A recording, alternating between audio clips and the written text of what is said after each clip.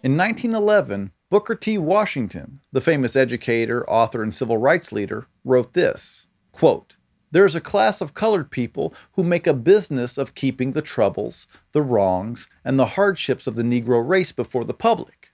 Having learned that they are able to make a living out of their troubles, they have grown into the settled habit of advertising their wrongs, partly because they want sympathy and partly because it pays. Some of these people do not want the Negro to lose his grievances, because they do not want to lose their jobs." End quote. Imagine if he were alive today. What would he say about Al Sharpton or LeBron James? How hard would he come down on CNN? Ami Horowitz, the documentary filmmaker, recently went to Minneapolis to ask black people there how they see the issues of policing and racism in America. I have to warn you, these clips are disheartening, to say the least. How many unarmed black people were killed by cops last year? You have any idea? 100 plus? In just Minnesota? No, around the country. Oh, thousands. Unarmed black people. Thousands. Seems like they're trying to erase, destruct the whole race of, the African American race. Would you call what's happening a genocide?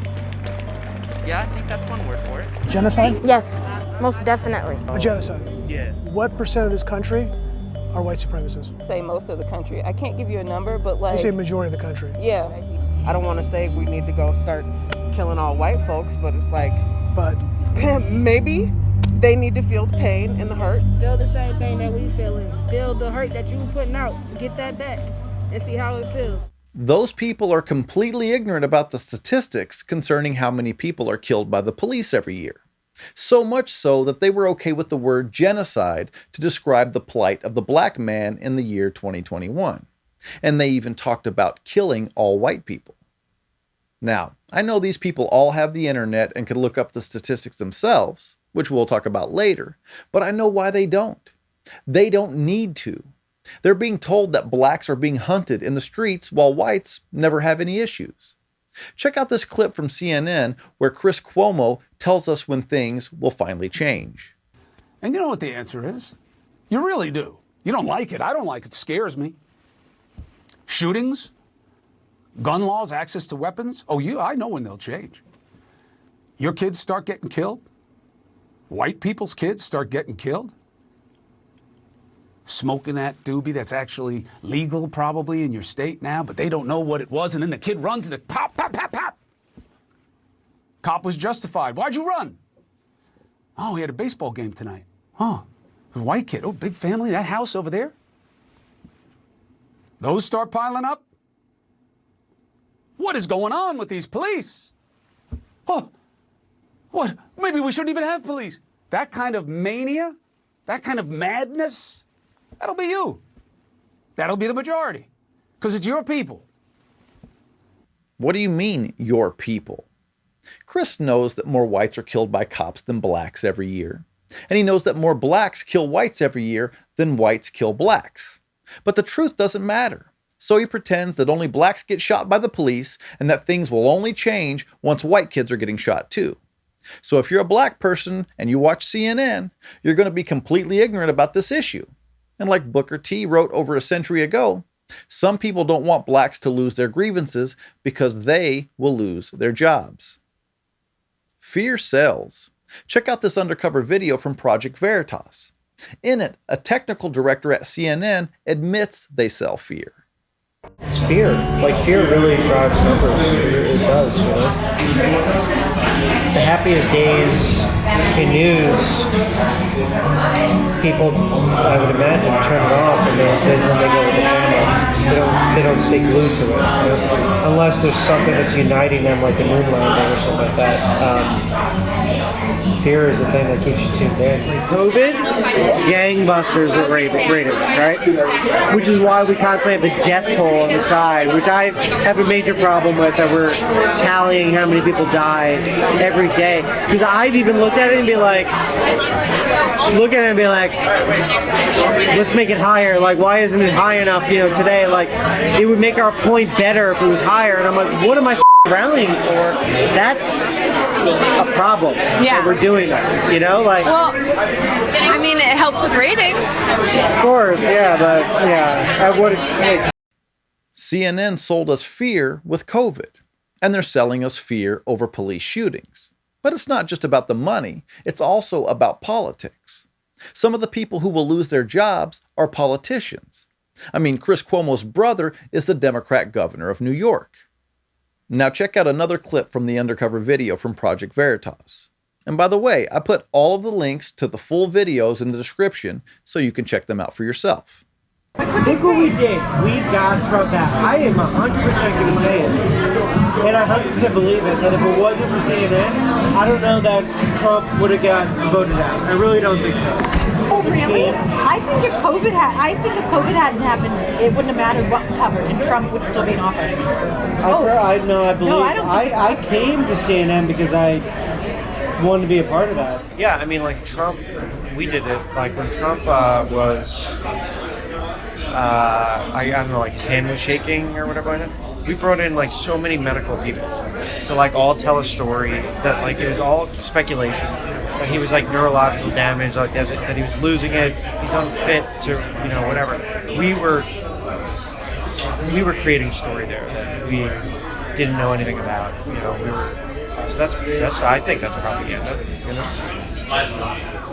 we had nothing else to run with at that time. We were like just taking shots off the bow, just hoping something would hit.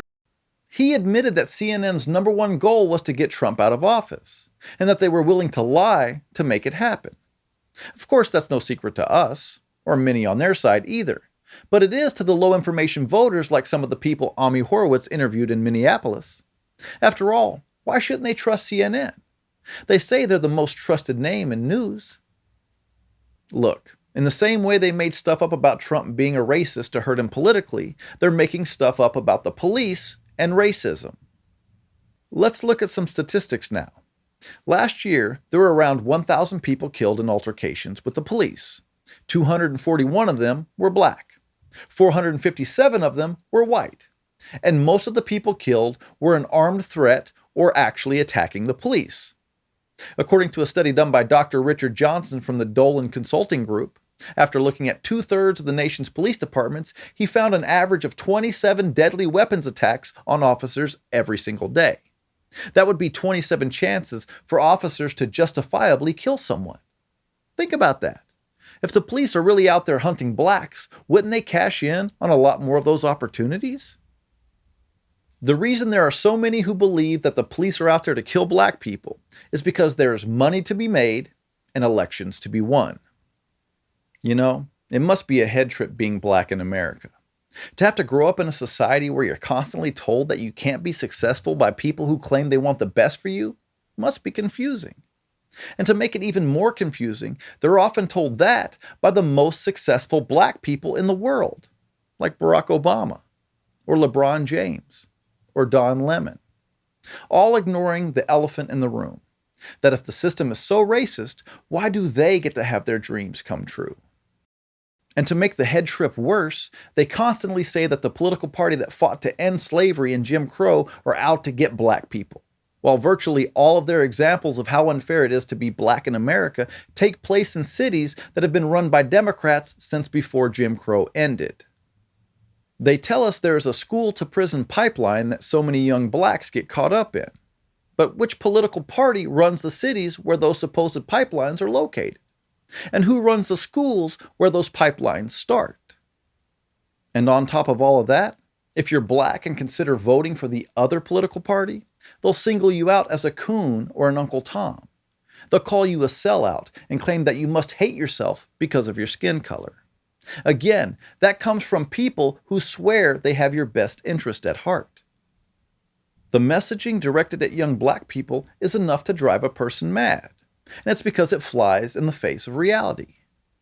Get this, around 70% of black people support voter ID laws, but Democrat Party leaders say they're racist because they believe black people are not as capable as white people in getting an ID card. Let me break this down a little bit, and I want to say this directly to black people. The political party that says it's fighting for you says openly that black people aren't as capable as white people. And their solution is not to try to help you become more capable. Their solution is to change the rules in one tiny aspect of your life so that you can vote, while ignoring all of the other reasons having an ID would be beneficial. If they really cared about you, wouldn't they want to help you improve your life? Help you become more capable?